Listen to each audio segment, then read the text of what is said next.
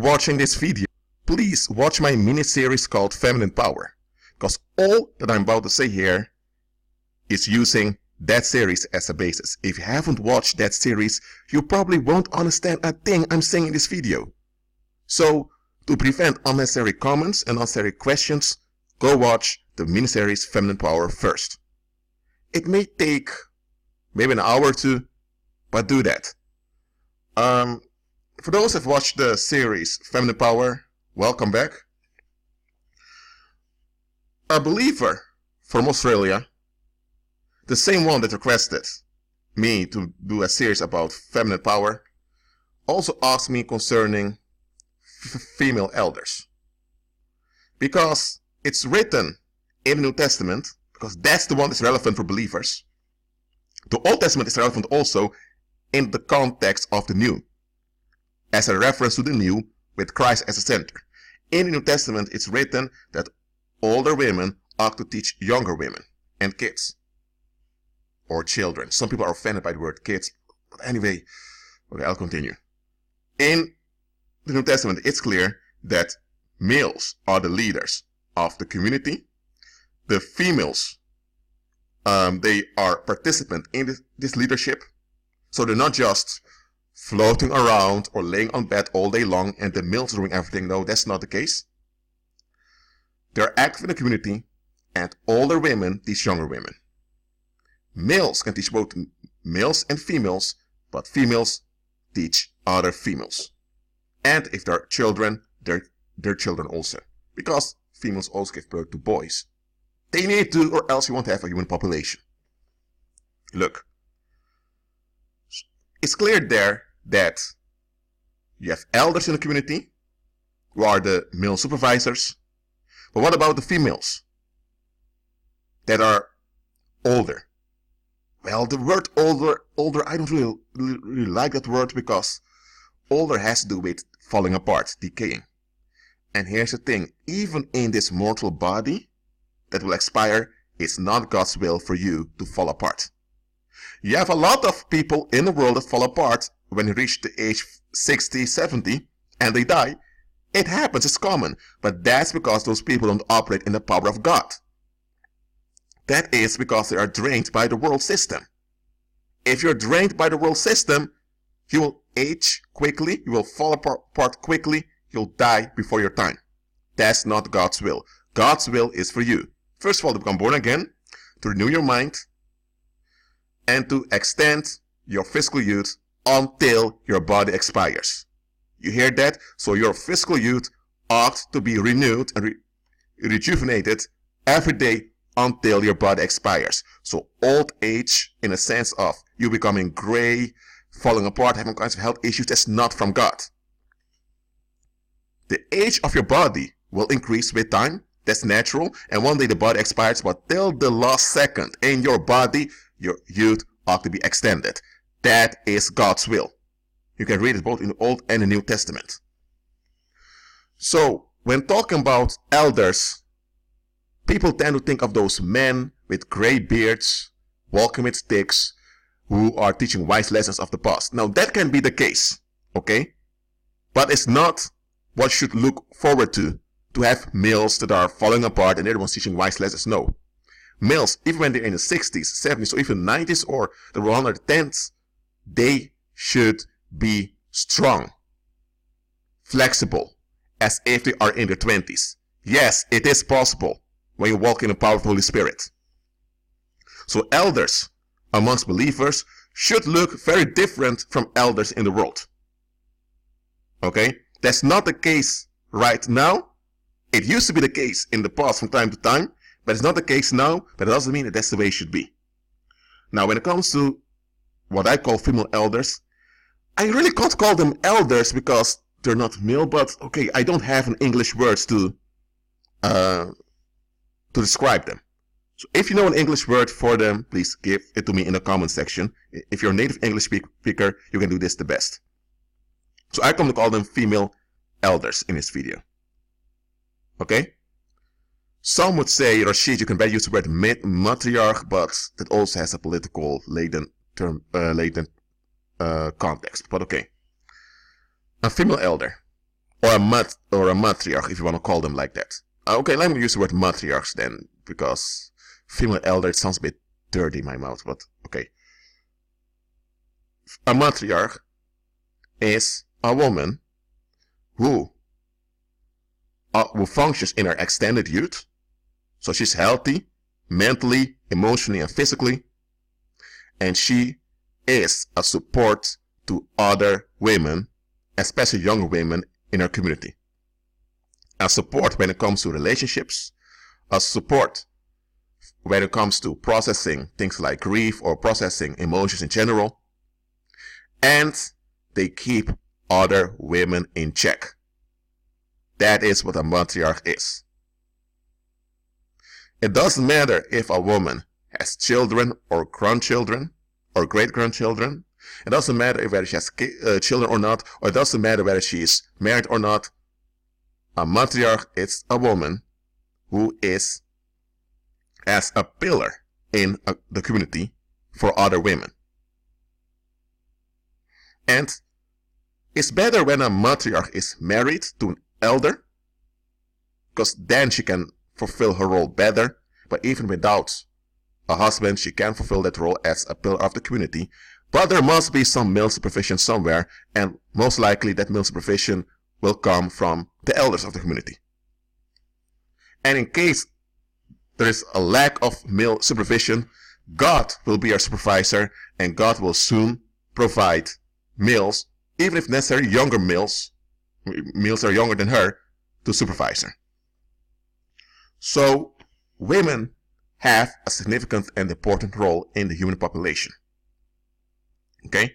It's not all about childbirth. It's not all about giving sexual relief to men, which is prostitution. That's what the world is teaching. It's about being stakeholders of the human species in a Christ-centered manner. That is what it's about. So how does a matriarch look like? Does she look like an old lady wearing black, making cookies, or baking cookies for everyone? Well, in the world that can be the case, but okay, I'm not addressing the world here. Amongst believers, a matriarch should be a woman who functions in a feminine role. She's alert, and as I mentioned before, she doesn't hold on to her age. Now, what do I mean with that? Listen carefully, because I don't want you to get weird ideas based on what I've just said.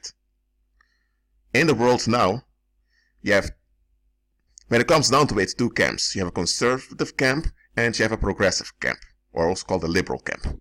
In the liberal camp, they tell you that a woman should do whatever she wants with her body, with whom and whatever she wants, because her body, she only lives once, blah, blah, blah, you know it. And then you have women in their 30s and 40s that still dress as if they are in their early teens, craving attention from men as if they are little girls who just got into puberty. Such things happen in the liberal camp, and they have their reasons for it, they say. Then you have the conservatives that say, no, a woman should have children very early, then she should dress a certain way, and once she becomes older, she needs to talk a certain way, she needs to move a certain way, she should do this and that. So they have a whole, schedule installed for women. Now the conservative camp looks more functioning. Looks, I said, it looks more functioning, but it's not, because it creates stress in the females, because now they need to comply with certain standards and expectations. And when it doesn't happen, there's going to be dysfunction also. Demons going to exploit that. In the liberal camp, there are also prescribed expectations, even though there is a claim that everything goes. In the liberal camp, there's also pressure. There's a pressure for the women to face their femininity completely. And in the liberal camp, they're exploited far worse than in the conservative camp. And this is food for the conservative camp to validate themselves as the right camp. But both camps are based on duality. They all operate in patterns and cycles, so they're not from the Most High. So, Ladies, forget what the world taught you. Whether it was in church, whether it was at the club, forget what they taught you. What I mean forget is unlearn it. Okay? Let me give an example to you. Let's say you go to South Korea. I'm just making an example here. And you see someone walking around. And she looks good. She's physically desirable. So, as a male, you make your move. But then you find out she's in her 50s. Late 50s. But she appears like she's in her early 20s. And you're shocked. And then you find out that she even has grandchildren. And her daughters, who are in their 30s, also look quite young. They're fit. And they're active in the community. Now what happened there? You had a culture shock. You expected a woman in her 50s to be falling apart and to be mourning about how life passed her by, how quick time went, or that she's about to, or worrying that she's about to die. What happened there is that you encountered women who function in their femininity, and because of that, their youth is renewed. They remain physically desirable, but they do not misuse their desirability as a female to exploit men. They use it to motivate other women to operate in a feminine manner. Let's say now you pick the airplane, or you enter the airplane and you go to, let's say, somewhere in Latin America. There you encounter someone in her 50s, similar age. She is obese. She's complaining all the time. She's upset. She's smacking her grandchildren to discipline them. And people give homage to her. They are worshipping her. Nobody can question her, because if you question her, you don't have any respect, and the other younger men in the community will deal with you. Now that is what a lot of people think about when they think about the matriarch. A dysfunctional woman that's often bitter, and as a compensation, you are obliged to put up with everything she's doing. That's not how it should be, at all. Look, a community where you don't have any matriarchs or female elders, if you want to prefer to call them that, is a community that will collapse. In the world, you have a lot of toxic matriarchs, but they're still matriarchs. They're still pillars for the community. Even though it's not really a healthy influence they have, you still have the pillars there. A community without matriarchs at all is a community where girls have nothing to look forward to. Because children, they look up onto adults. They look up to other people to emulate them, because children don't know anything. Everything they know they get from their environment. The same with women. As girls, they look up to older women. They want to be accepted with older women. They want to be approved of by older women. There's something wrong with that. That's natural. Feminine insecurity is natural insecurity. That's how the Most High designed the female. The female is designed with natural insecurity, because it's through this natural insecurity that she functions as a complement to the male. So, feminine insecurity is natural. But this feminine insecurity implies that girls need to have older women to look up to, because they will likely emulate on an unconscious level what they see in older women. Just go back to the example I gave of this matriarch in Korea, and this other one is somewhere in Latin America. In the first example, you have a matriarch that reflects God's will for women, extended youth, renewal of the mind, being a blessing to the community, and keeping other women in check. If girls see this, they are inspired and they begin to emulate this behavior. And remember, children, they catch what you do, not what you say. If what you say is beautiful, but what you do is ugly, the children will emulate the ugliness. And they don't know it's ugly because they can't know any better. Even adults often pick up stuff that they're not aware that they have picked up stuff. That's how human nature is. We emulate and imitate one another. There's nothing wrong with that. That's why it's important to have elders. And when it comes to females, to have matriarchs who are pillars in the community. Okay? Let's say now you go to the second example I gave of this toxic matriarch in South America. Or Latin America, whatever term you prefer. All the other people around, especially the young girls, notice this toxicity coming from her. The girls couldn't stand it, but that's what they received. So unconsciously, they will align themselves with the toxicity, and when they become of age, they will turn just like that bitter old woman, but they are often not aware of it. And that's how you get a generational cycle of bitterness amongst women. In some cultures, you can see it obviously. Some cultures, the mother-in-law of the wife is expected to take all the abuse and all the toxic energies of her mother-in-law. And the son is expected to get along with it because the son is not expected to go against his mother.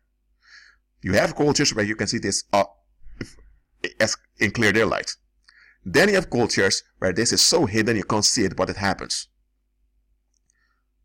Believers, God wants you to be free from toxic femininity, which isn't femininity anymore. God wants you free from it, because toxic femininity will lead to witchcraft. Toxic femininity will lead to sodomy amongst women.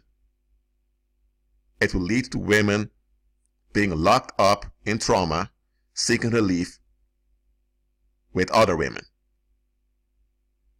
This leads to sodomy. You can attack me if you want, but that is how it is. Why do you think that the pagan rulers of this world, why do you think that the Apollonists installed this hate movement called feminism? Where they used warlocks in drag, who were not female, who were men in drag, warlocks in drag, they've used to convince women to forfeit their feminine roles, to forfeit femininity. Why do you think they did that? Because they knew once young girls have toxic pillars as an object to emulate, they will turn into bitter, sour women, and when they're older, young girls will see that and will turn out just like that. And that's how you get a generation cycle of toxic femininity.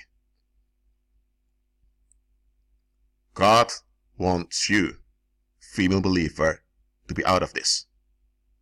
That begins with embracing your feminine nature, including your feminine insecurity. Embrace it. Don't hate it. It's not your enemy. It is what makes you to a female. Okay? Secondly, accept that God designed you to operate under male supervision. Don't resent them for that. That is your design. That's your specialty. Embrace it. Thirdly, your value comes from the man who is the Most High himself. He is your Heavenly Father, and when it comes to sustaining you, he is your husband. Okay? So you must embrace him completely before you seek stability in a long-term sexual union with a male. Because the moment you don't accept who you are, you then seek for compensation. And in this compensation seeking, which is relief seeking, you will end up with males that will exploit you and probably even kill you. It happens. Or you will end up being the prey of some sodomite female who wants to do all kinds of perverse things to you. So, female believers, embrace who you are. And some may ask, Rashid, why are you using anime figures, female anime figures on your background? First of all, many of the images I find on Google when I type in female, woman, or whatever, many of the results are not even women, they're trannies. So I don't want to take the risk that I'm showing you a tranny. Even if I'm not aware of it, and I couldn't help it, let's say that I was aware of it, you're still affected by it, so I'm not going to risk that. Secondly, in anime cartoons, you have those feminine figures, narrow sloping shoulders, wide childbearing hips, talking with a soft feminine voice. Those cartoon figures in many anime series, they show you what femininity is. Now, of course, those are just cartoons, so can be wrong. Even in those cartoons, they use propaganda, but at least those figures are female, and they're not even real people. But then you have human beings out there, and in this case, real females, that don't function as females. So a lot of women, especially those in the Western world, don't know what femininity is. They really don't. Am I going to blame them? Well, they've been indoctrinated. They can't help it, but they should seek deliverance. I already made a series called Feminine Power. I told you before to watch it. And if needed, I'll make more parts to this video, then it will turn into a series talking about female elders or matriarchs. If you know a better English word, please comment it in the comment section for me. I need your help now. So, to conclude this video, if you see a female elder or a matriarch and she's dressed like this, but she functions as a female in a femininity with a positive influence, then there's something wrong with that. If you encounter a female elder or a matriarch and she's covered completely like they do in the Islamic world, I'm not talking about the burqa and all of that, but if they're dressed, if they're covered completely and they operate in a femininity, then that's fine too. It comes down to their to how they operate and function as spirit beings. I'm not saying that the way a woman dresses doesn't impact others. Of course, she should consider the context of the situation. If she's about to teach young children, then she needs to dress a bit different than when she's teaching teenage girls. I understand that completely. And if she has a male audience, then she should consider other things also. That's true also. But don't be distracted by how she dresses. It's how she operates as a spirit being. If she's covered completely and very modest, as I say, in churches, but she doesn't function as a female, she functions as a covered sex slave with a ring on her finger. If that's how she's operating, then she's not operating according to her nature, and she's not glorifying the Most High. She's not. So don't be distracted only by how a woman dresses. Of course, the way she dresses needs to be addressed if needed, but don't be distracted by that. Pay attention how she functions as a spirit being, because human beings are spirit beings. The human species is a spiritual species. We are not animals. Okay? We are spirit beings designed to glorify the Heavenly Father by being Christ-centered. That applies for both males and females. Well, this video is 24 minutes now. As you know, I haven't prepared anything with notes. If needed, I'll make more parts. Help me out with the right term, or come up with a term that may be more practical for believers. Look, just walk by faith. Don't be distracted by sight, because we don't walk by sight. Sit for now, keep a cream in Christ, and be at peace.